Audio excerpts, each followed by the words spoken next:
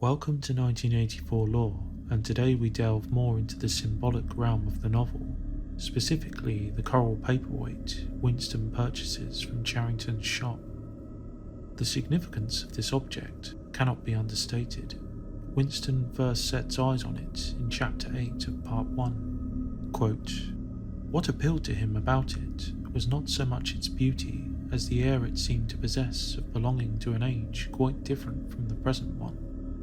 The soft, rain-watery glass was not like any other glass that he had ever seen. The thing was doubly attractive because of its apparent uselessness, though he could guess that it must once have been intended as a paperweight. For Winston, it represents a physical tie to the past he so longs to connect to. Later on too, Julia asks what its function is, to which Winston answers it has no real use, but that is exactly what he likes about it. In his totalitarian world, where every act and every individual has its place to service the state, this small and forgotten piece of history becomes even more precious to Winston. It's alien to the world, both old and apparently useless, yet in these qualities lies its very appeal.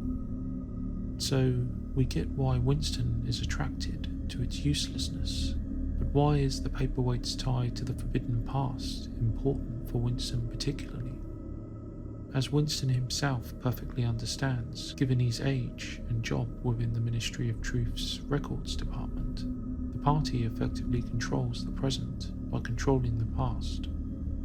All records in all the different mediums are, in theory, altered to conform to what the party maintains is the real truth. Such a gargantuan undertaking even has a prominent example in the latter point of Part 2 of the novel, when the war shifts from Eurasia to East Asia. Winston notes that such a change of enemy and ally happens periodically, but that no switch is ever openly acknowledged. Due to this shift in enemy and ally, Winston and all his colleagues in the Ministry of Truth are obliged to work 18 hours a day for around a week, just to change all references to the war from Eurasia to East Asia. Winston then has an intimate stake in this continuous erasure and replacement of the past. In addition, Winston's age, around 39 for most of the novel, means he is of a generation who does possess clear memories of life before the party. However, they are often hazy and he can never be certain of them. Something like the paperweight and also the picture of St. Clement's Dane in the room do have a solid connection outside of both party dogma and Winston's own unreliable memory.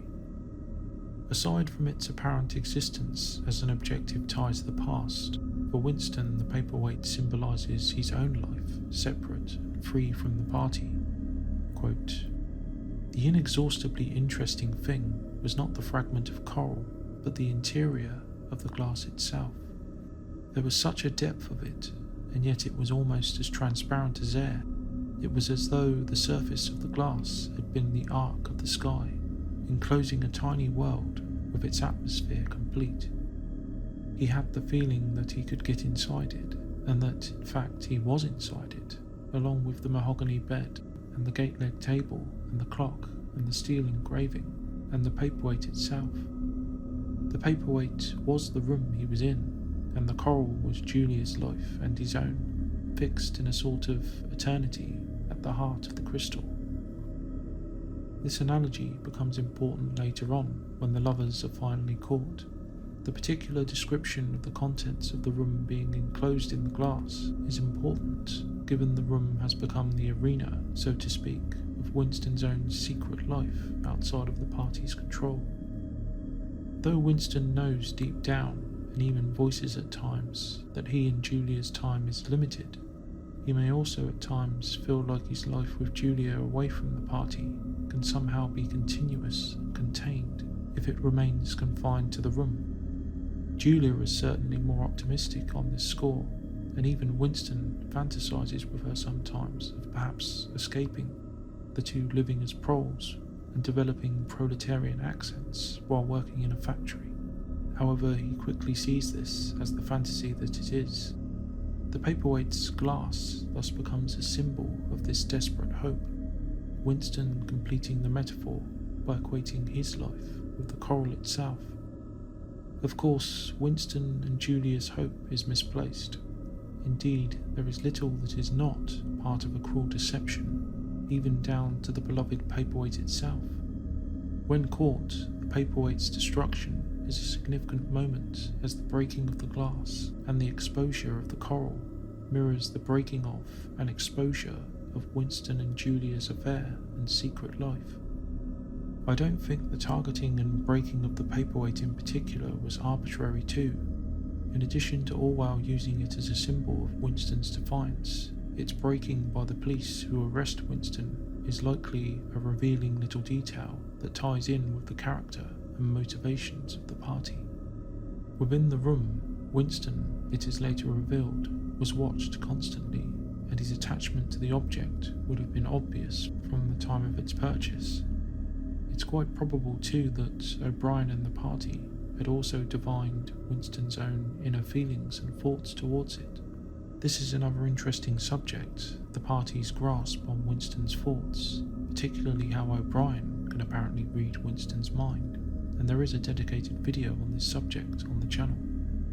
Assuming the reasoning behind Winston's attachment to it was understood, the paperweight's destruction may have been a deliberate act on the part of the Fort Police.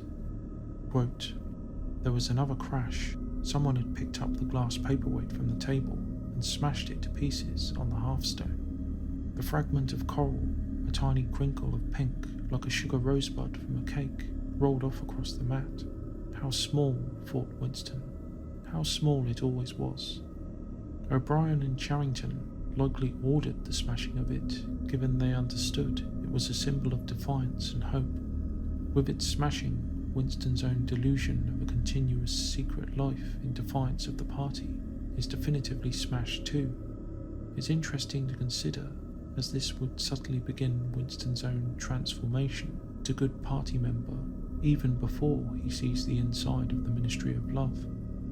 Like the fragment of coral itself, Winston's own life and limited defiance always had been small and ultimately powerless in the larger context of the power of the party.